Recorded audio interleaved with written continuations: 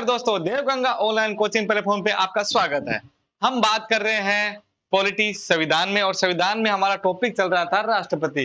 राष्ट्रपति के अंदर अब तक हमने बात की थी अनुच्छेद 74 तक। अनुच्छेद कहां तक बात की थी? 74 तक। 74 में क्या था? 74 में मतलब सलाह देने के लिए मंत्रिपरिषद ये होगी। और अब बात करते हैं इससे अगले टॉपिक में। अगला टॉपिक क्या है? 75, मतलब अनुच्छेद 75।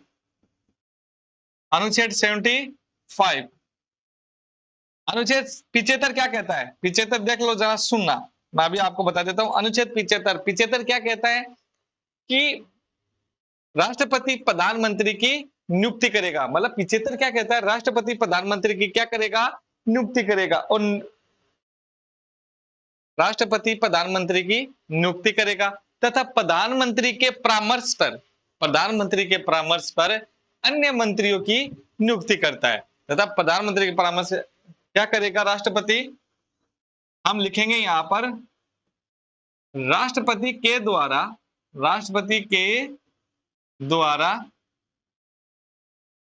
प्रधानमंत्री की नियुक्ति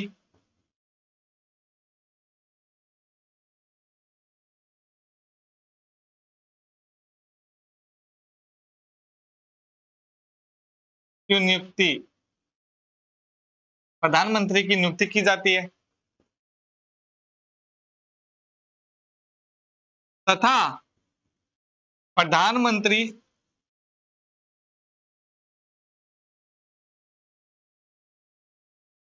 की सलाह पर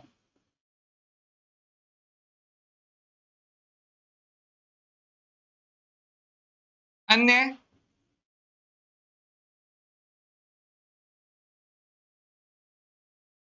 मंत्रियों की नियुक्ति की जाती है।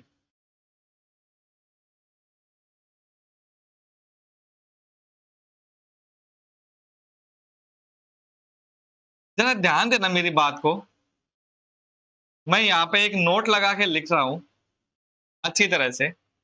मैंने कहा कि राष्ट्रपति के द्वारा प्रधानमंत्री की नियुक्ति होती है तथा प्रधानमंत्री के परामर्श पर अन्य मंत्री की नियुक्ति होती है। ध्यान देना। अब जो मैं बात बताने जा रहा हूं ये इंपॉर्टेंट है। इंपॉर्टेंट ऐसे है कि आप देना केंद्र सरकार में, जैसे केंद्र सरकार में 91वां संविधान संशोधन होता है 2003 को। 91वां संविधान संशोधन में यह लिखा गया था कि प्रधानमंत्री सहित मंत्री परिषद की लोकसभा सदस्य के 15% के बराबर होगी। मतलब कहने की बात यह है, अगर लोकसभा सदस्य 545 है, 545 में 15% लेस कर देते हैं तो यही 82-83 का आंकड़ा आता है। तो 15% ही प्रधान क्या बनाए जा सकते हैं? मंत्री बनाए जा सकते हैं। इसके अलावा सभी वो एक सांसद के रूप में काम करेंगे। मंत्री के रूप में 545 मंत्रियों के रूप में काम नहीं कर, मतलब 15% क्या बना जाएंगे? मंत्री। वो भी लोकसभा के सदस्यों की संख्या के 15%। आई बात समझ में? और ये कब हुआ था? ये हुआ था 91वां संविधान संशोधन। 91वां संविधान संशोधन 2003। 91वां संविधान संशोधन 2003 में क्या हुआ? 2003 में हुआ प्रधानमंत्री सहित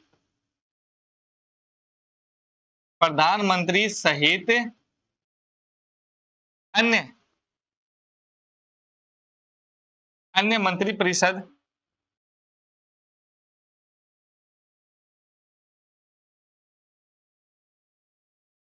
अन्य मंत्री परिषद की संख्या लोकसभा के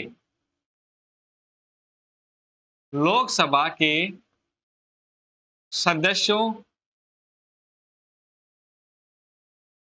ऐसा लिख लो, लोकसभा के कुल सदस्यों, लोकसभा के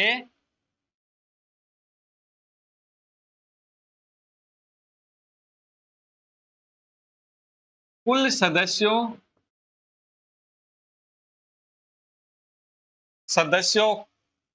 का 15% होगी। आई बात समझ में? कितनी होगी? 15% होगी। जैसे लोकसभा में 545 सीटें हैं, 545 अब 15/545 15/100 इंटू 545, ठीक है? इस आधार पे हम कर सकते हैं। तो लगभग 82 या 83 का आंकड़ा आता है मंत्रिपरिषद का। अब इसके आगे अगर हम बात करें, देखो एक बात और समझना, मंत्रिपरिषद के अंदर अगर हम बात करें, एक बात मंत्रिपरिषद के अंदर अगर हम बात करें कि जो मंत्रिपरिषद होती है वो लोकसभा के प्रति उत्तरदायी होती है।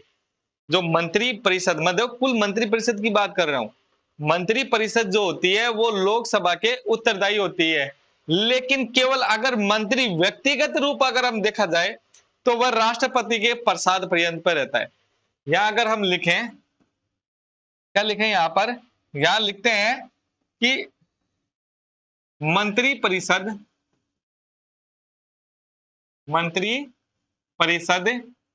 लोकसभा के उत्तरदायी होती है, लोकसभा के उत्तरदायी होती है।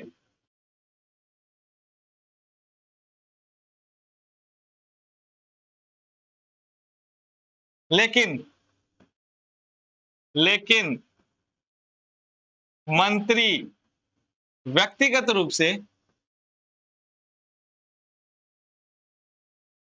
रूप से राष्ट्रपति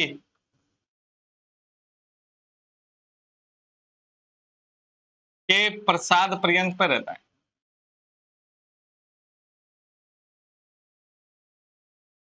पर रहता है।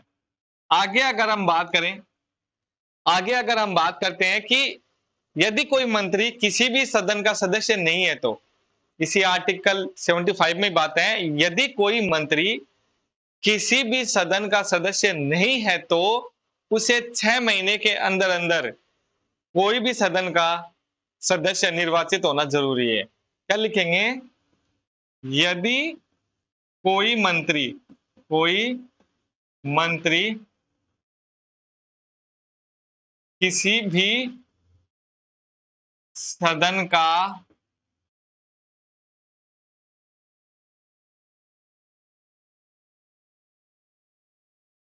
किसी भी सदन का सदस्य नहीं है तो का सदस्य नहीं है तो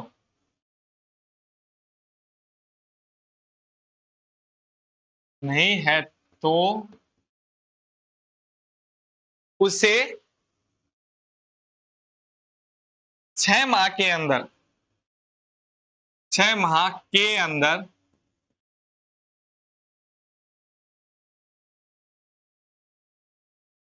कोई भी सदन का सदस्य निर्वाचित होना जरूरी है।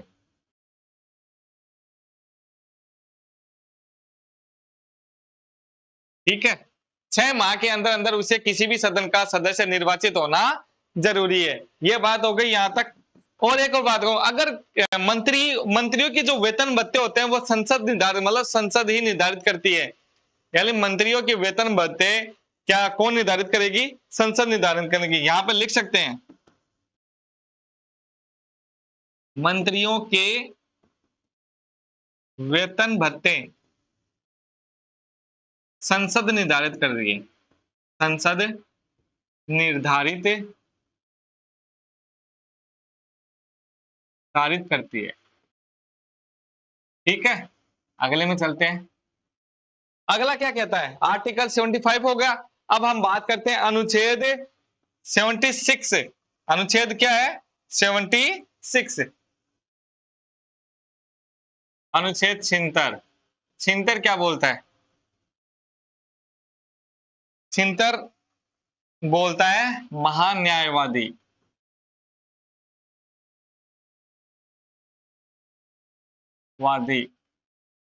Attorney general of India, attorney general of India महान्यायवादी की नियुक्ति 76 क्या बोलता है? महान्यायवादी की नियुक्ति। और नियुक्ति कौन करेगा? वन ऑन द वन, राष्ट्रपति। महान्यायवादी की नियुक्ति कौन करता है? राष्ट्रपति। अब सुनो, महान्यायवादी होता कौन है ये सुन लो। अटॉर्नी ऑफ जनरल मतलब होता कौन है?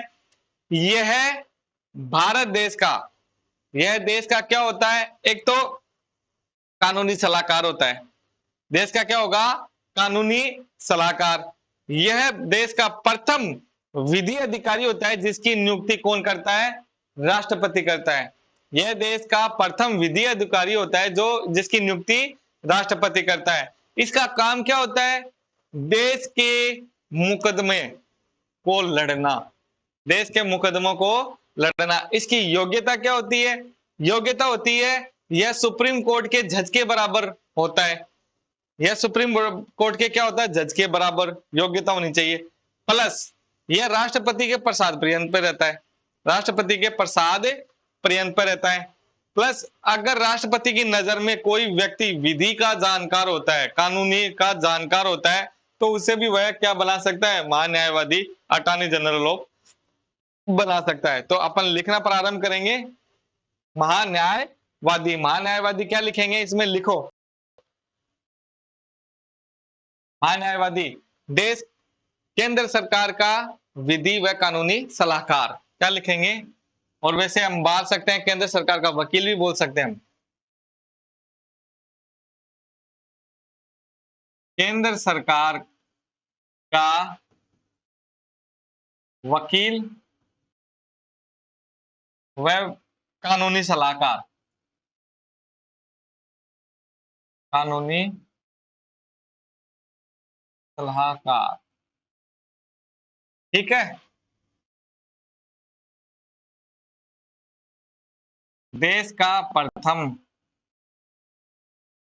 विधि अधिकारी जिसकी नियुक्ति कौन करेगा, राष्ट्रपति। देश का प्रथम विधि अधिकारी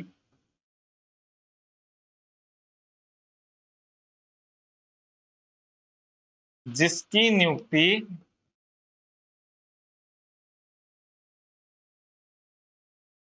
राष्ट्रपति राष्ट्रपति करता है, जिसकी नियुक्ति कौन करता है, राष्ट्रपति करता है।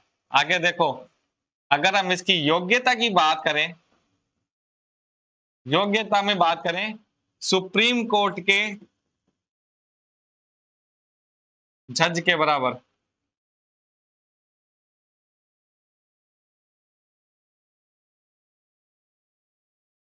बराबर। प्लस दूसरी क्या है, यह राष्ट्रपति के प्रसाद पर्यंत पे रहता है,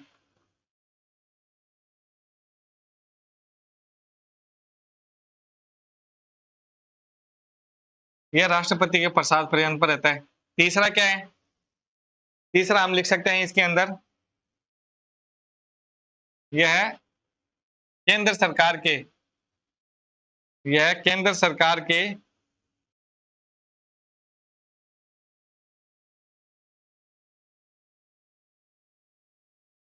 केंद्र सरकार के मुकदमे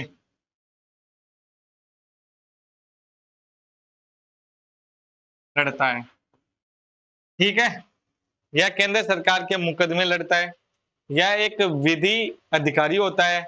एक और बात और बता देता हूं आपको इसके बारे में, यह संसद का सदस्य नहीं होता है, लेकिन संसद की बैठकों में यह शामिल होता है, लेकिन अपना मत यानी अपना वोट नहीं डाल सकता। एक बात और ध्यान रखना, यह संसद का सदस्य नहीं होता है, प्लस संसद की बैठकों में यह शामिल होता है और अपना वोट यानी अपना मत डाल नहीं सकता। और अब वर्तमान में अगर हम महान्यायवादी की बात करें तो कौन है, आर वेंकटर मनी, आर वेंकटर मनी, यानी वर्तमान में न्यायवादी की बात करें, वर्तमान में कौन है भाई, वर्तमान में है आर वेंकटर मनी, वेंकटर मनी, ठीक है। आर वेंकटर मनी वर्तमान में महान्यायवादी है, ठीक है। और यहाँ पे अगर हम नोट लगा के लिख सकते हैं, नोट लगा के लिखेंगे कि यह संसद का सदस्य नहीं होता, यह संसद का सदस्य नहीं होता है, लेकिन लेकिन उसकी बैठकों में शामिल होता है, उसकी बैठकों में शामिल होता है, लेकिन उसकी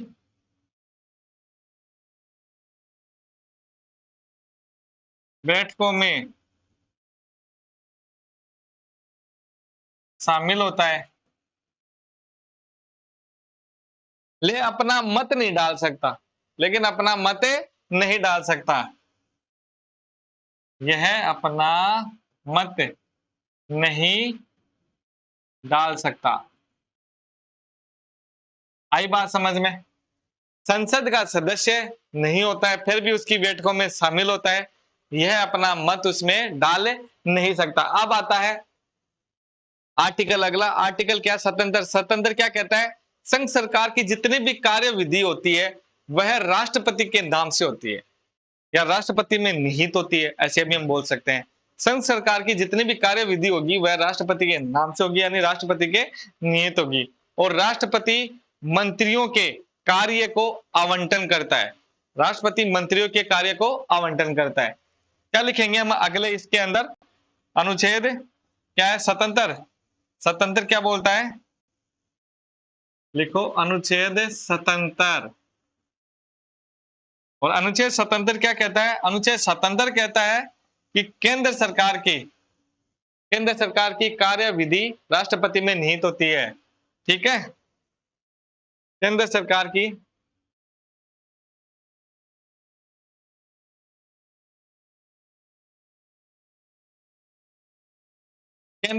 की कार्य विधि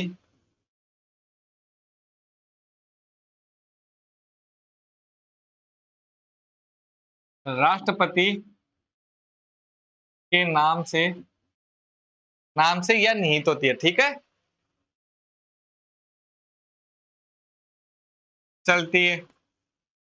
प्लस मंत्रियों के, राष्ट्रपति क्या करता है? मंत्रियों के कार्य को आवंटन करता है।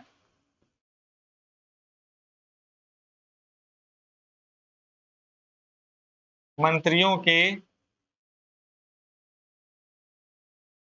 कार्यों को आवंटन करता है।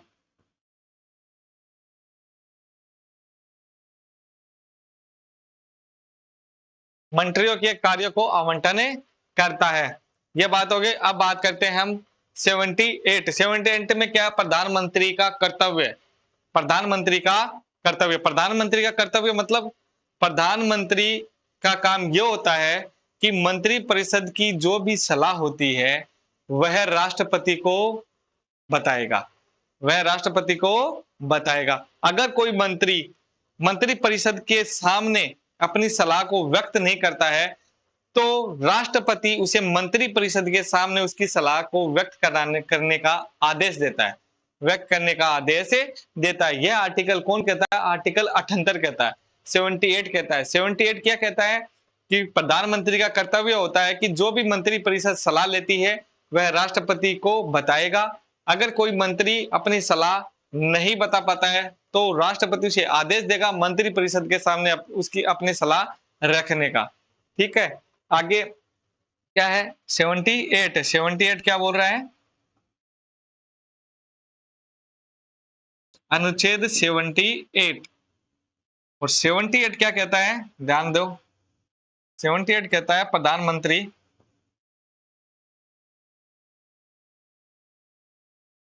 प्रधानमंत्री का कर्तव्य का कर्तव्य। और प्रधानमंत्री का कर्तव्य है कि मंत्री परिषद जो फैसले लेती है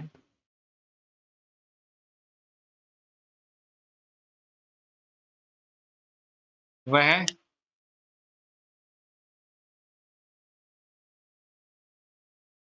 राष्ट्रपति को बताएगा, वह राष्ट्रपति को बताएगा। यदि कोई मंत्री यदि कोई मंत्री मंत्री परिषद के सामने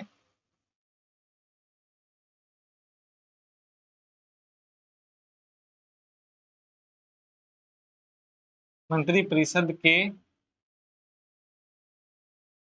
सामने अपना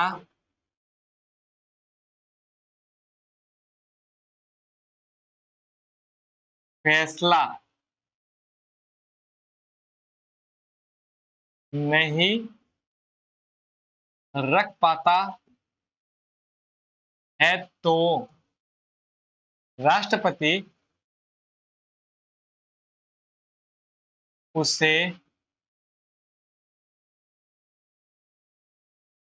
मंत्रिपरिषद के सामने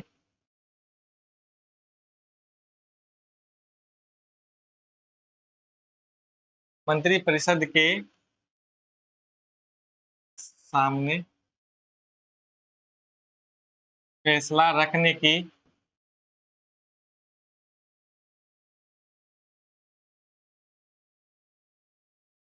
का आदेश देता है। ऐसा कर लो आप, फैसला रखने का आदेश देता है।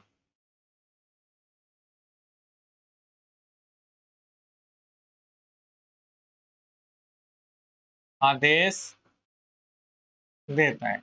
आई बात समझ में? ये तो होगा 78 के अंदर। अब आप बात करते हैं हम अगले अनुच्छेद 79। अनुच्छेद में 79 में क्या है? संसद के अंग के बारे में बताया जाए। संसद के 3 अंग होते हैं। कौन कौन से? राष्ट्रपति, राज्यसभा और लोकसभा। ये 79 में लिखा हुआ है। 79 में क्या लिखा है? अभी देखो यहीं पे,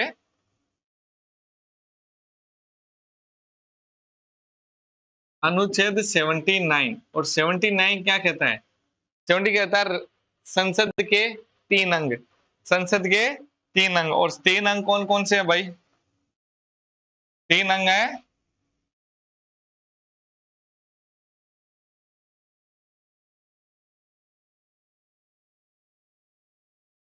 तीन अंग।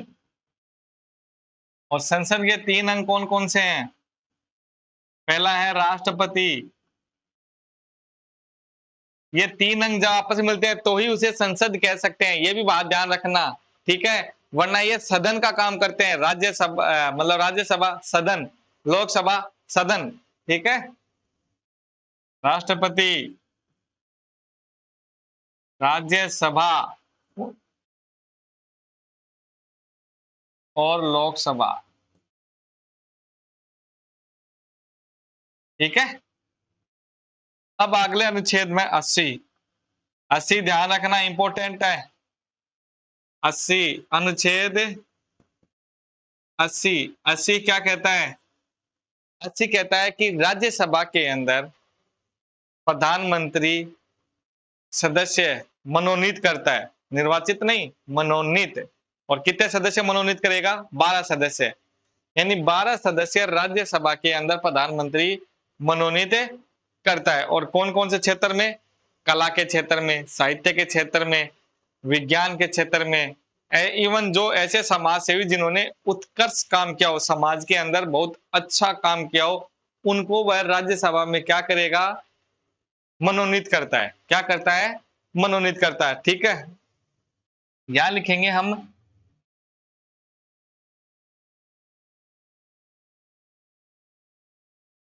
राष्ट्रपति राज्यसभा में, राष्ट्रपति राज्यसभा में 12 सदस्य मनोनीत करता है। 12 सदस्य मनोनीत करता है। कौन कौन से? जैसे कला, साहित्य, विज्ञान व समाज सेवी, लोक सेवा में जिन्होंने उत्कृष्ट कार्य किए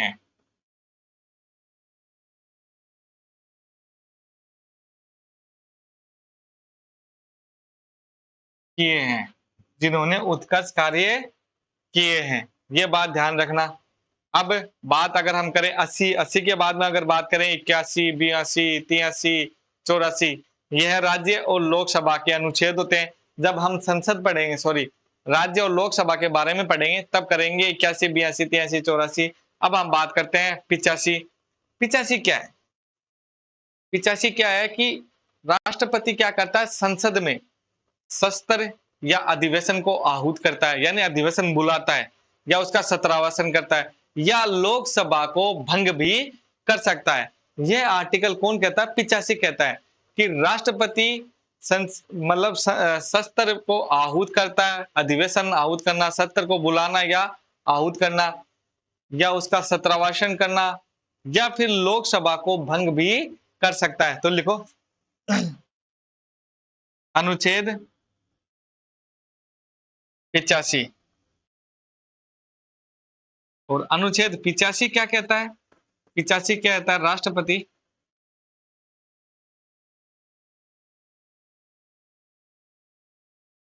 राष्ट्रपति संसद में संसद में सत्र व अधिवेशन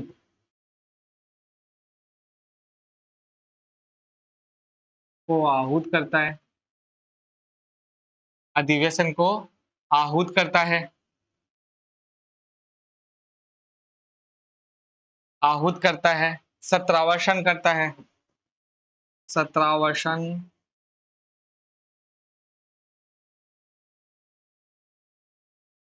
करता है, लोकसभा लोकसभा को क्या कर सकता है? भंग भी कर सकता है।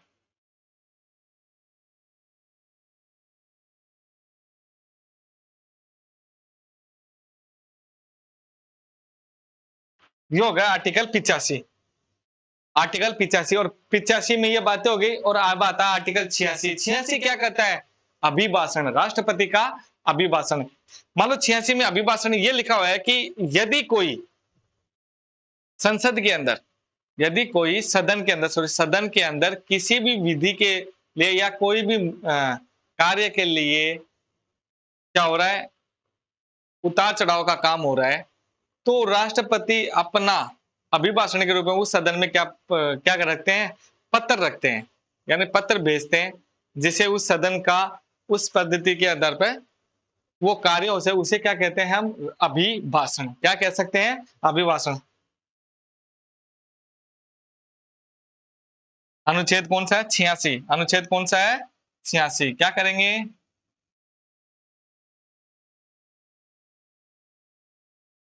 अनुच्छेद 86। अनुच्छेद 86, राष्ट्रपति क्या करता है? सदन में अगर किसी विधेयक के ऊपर मतभेद चल रहे हैं तो उस मतभेद दूर करने के लिए पत्र भेजता है, जिसे क्या बोलते हैं? अभिभाषण। क्या बोलते हैं?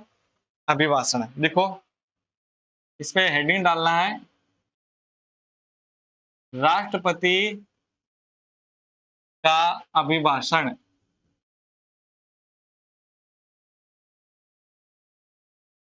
राष्ट्रपति का अभिभाषण। और अभिभाषण में लिखो आप, यदि सदन में किसी विधेयक पर मतभेद मतभेद चल रहे हैं तो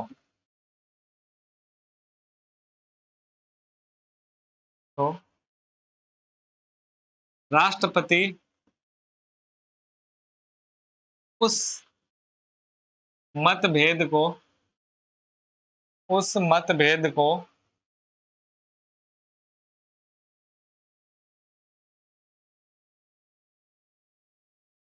मतभेद को दूर करने के लिए दूर करने के लिए उस सदन में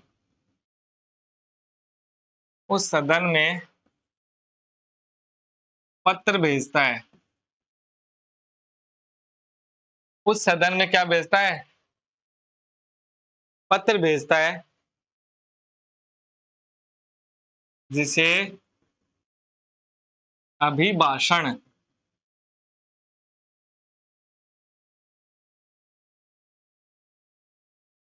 कहते हैं। ये तो होगा 86। अनुच्छेद 87 क्या कहता है? विशेष अभिभाषण, यानी अभिभाषण प्लस विशेष अभिभाषण। विशेष अभिभाषण कब होता है? जब नया साल हो या फिर नई लोकसभा का गठन हो, तो राष्ट्रपति उस विशेष अभिभाषण में सरकार की उपलब्धियां व भावी कार्य को गिनाता है। सरकार की उपलब्धियां व भावी कार्य को क्या करता है? राष्ट्रपति गिनाता है, जिसे क्या कहते हैं? विशेष अभिभाषण। जिसे क्या कहते हैं? विशेष अभिभाषण। ये चर्चा हम करेंगे अगली क्लास में। तब तक के लिए जय राम जी की।